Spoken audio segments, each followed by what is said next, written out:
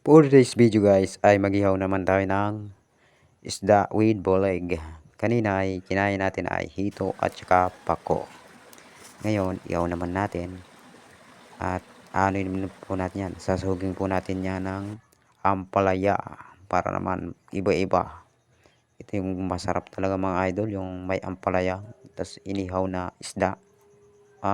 Talagang mapapagana ka talagang kumain dito. Yan, piniprepare na mga idol, no?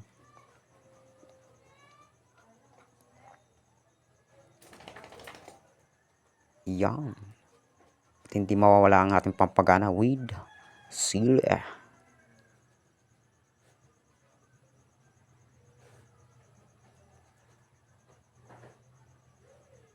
Yan, kahit ganyan lang buhay dito sa Sapa mga idol, talagang gagandahan kang kumain.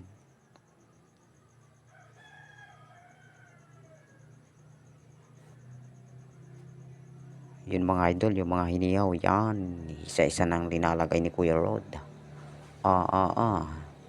Tapos pakulo lang yan ng konti, ayos na. Tapos isasahog mo yung ampalaya, si Ramsa.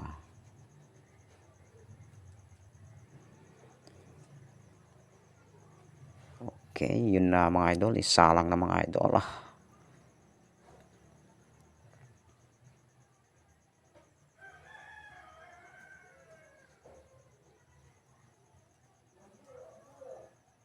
At yun na nga mga idol, naluto na, ang bilis lang, no? Yan dito eh. Yan natin, binilisin na natin, no? At yun na nga mga idol, ay kakain na kami. Yun, sasandukin na mga idol.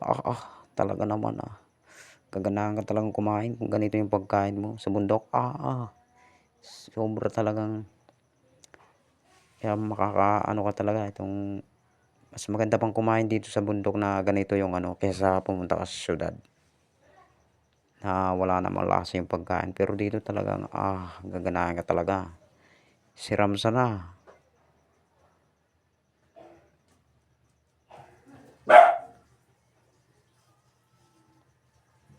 Yun. Met mo yan?